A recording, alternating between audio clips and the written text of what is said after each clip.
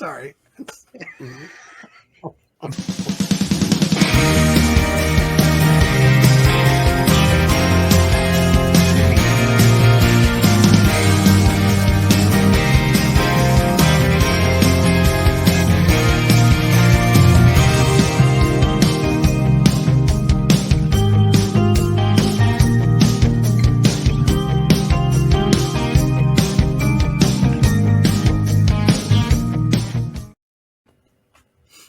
You know, it keeps glitching on my end a little bit. You guys see all that smoothly, though? Yeah, I see it smooth.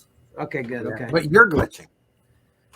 Okay, there's something obviously going on my end then. So that's fine, though, as long as you guys don't see it and the viewers don't. Mm-hmm. All right, Ty. So basically here, I'm just going to I'll put up pics in the order you sent them to me, and you can just talk about them. All right? All right. Hopefully I got something decent to say about them. So we got a bunch of upcoming figures. Okay. These are with the way they release stuff. It's kind of unknown when it's actually gonna come out. Okay. Some things they say it could come out in 2023, but then it could be here in December, or if it's supposed to come out in December, it could be here end of next year. You know, so this is a bunch of stuff that I'm looking forward to. So here's a prototype set of, or like a concept series they're starting. Okay. And then they got Darth Vader and Obi-Wan, obviously, their original designs. They do have a prototype Boba Fett out as well, you know, the all white. Yeah, I have a bunch of those. Yeah. I'm not really a fan of this. Are you? I'm not that crazy about it either, but I love appreciating their brainstorming. Yeah, that is true. That's the attraction to it to me. So yeah, these are prototypes of the initial. Right. So when they were developing Star Wars, this is what Darth Vader and Obi-Wan originally looked like. Yeah, that Obi-Wan's terrible. Yeah. Yeah. Darth Vader isn't too much better either.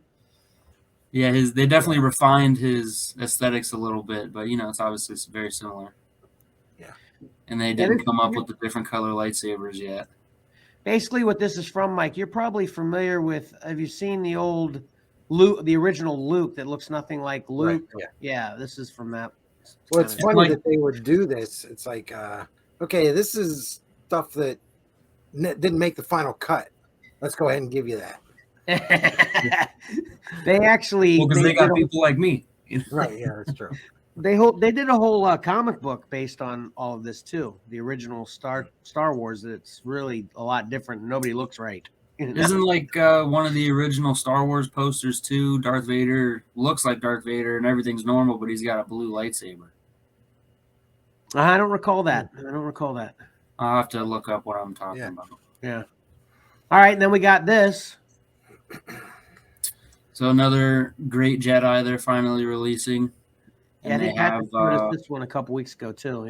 Yeah. They released her clone commander quite a while ago, Commander Bly. So it's nice that they're finally giving him his commander or general. Yeah. Johnny's Burger is going to complain unless you say the character's name. Oh yeah. This is Ayla Secura. Yeah, Ayla Secura is currently on the screen. Mm-hmm. Then we've got, who's this? Then we've got a Jon Favreau special edition. I don't know too much story behind it, but I would assume that this is Jon Favreau's favorite character, and he wrote The Mandalorian. So they literally just put his face on Paz Vizsla. And I think it's pretty sick. I like that one. Yeah. Because it's Jon Favreau. That's the draw for me for it. It's one of those gimmicky things. It's got I want the George Lucas Stormtrooper design figure too, like the disguise, like Luke. Oh yeah, I definitely want that one. Yeah, I agree with that. Yeah, I guess so. Yeah, cool. Hey, I just want to chime in the middle of your show here too. I do this a lot. Who's the guy that does the voice for K2SO? I do not know. Resident Alien. What's his name? Alan Tudyk. Yeah. He was in the Tick too. He was he was a robot that was the artificial intelligence for one of the characters' boats. Danger Boat was his name. And I didn't realize this, though. Obviously, he's Resident Alien, and obviously we know him from Firefly.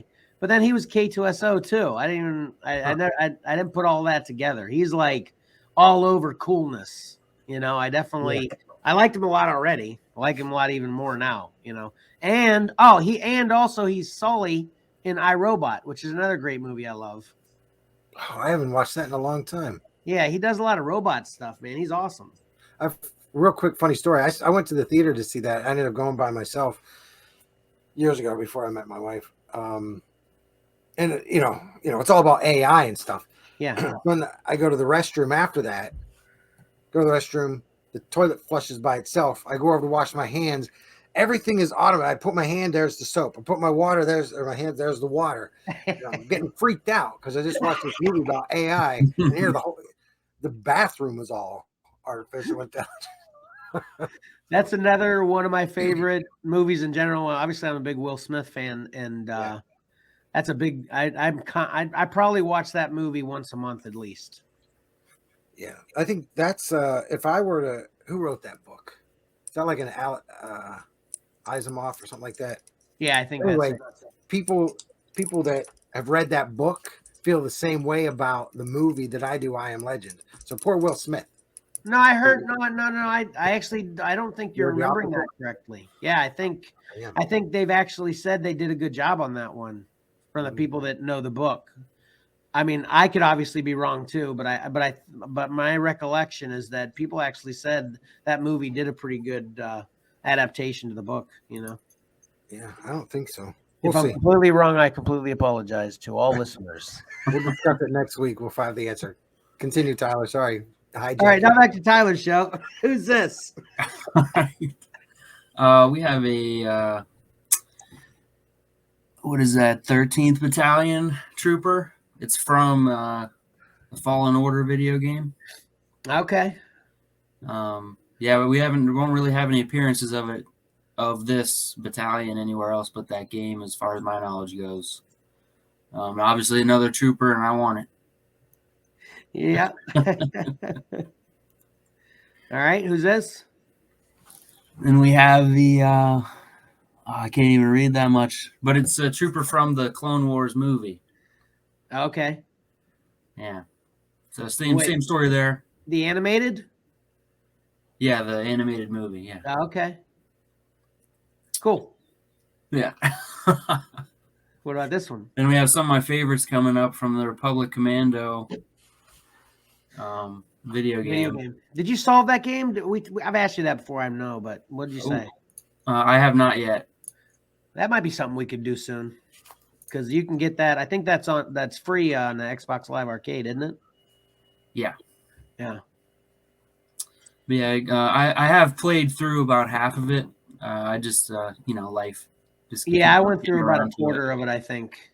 But the Commandos, I think, look way more awesome than just the general clone trooper. So agreed. I've always had a fascination with them. Yeah, me too. I like them a lot.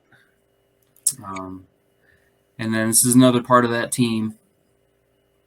These are kind of way out there. His name's Sev, and he's the sniper on the squad. And all that splatter you see, that's actually blood. What? That's not a paint job? Yeah, he's a pretty gruesome figure. What did he do? Snipe somebody and they go dance? I couldn't tell you the story behind why he doesn't clean his armor off, but that's how his image is most of the time. We'll play the game and get back to it. Yeah. We'll update you.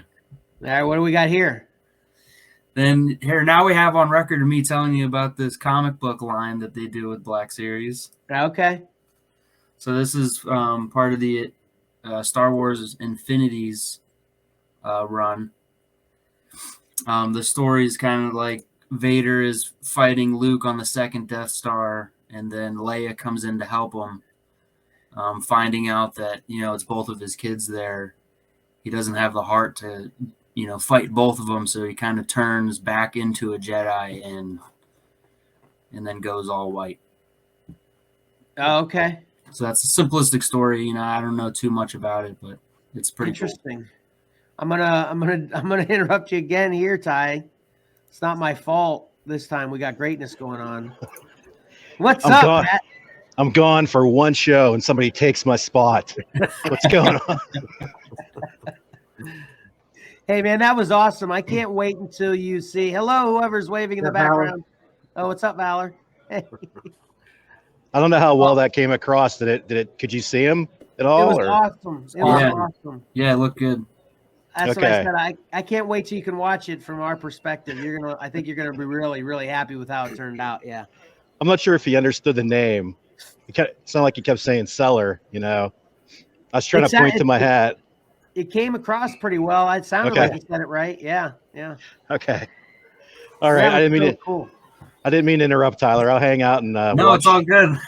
Watch your segment. I'll hang out for a little bit here in the background. See if he does you right. Okay. Yeah, right. Yeah, I don't know if I'm holding up your quality. You're probably doing just fine. Don't worry about it.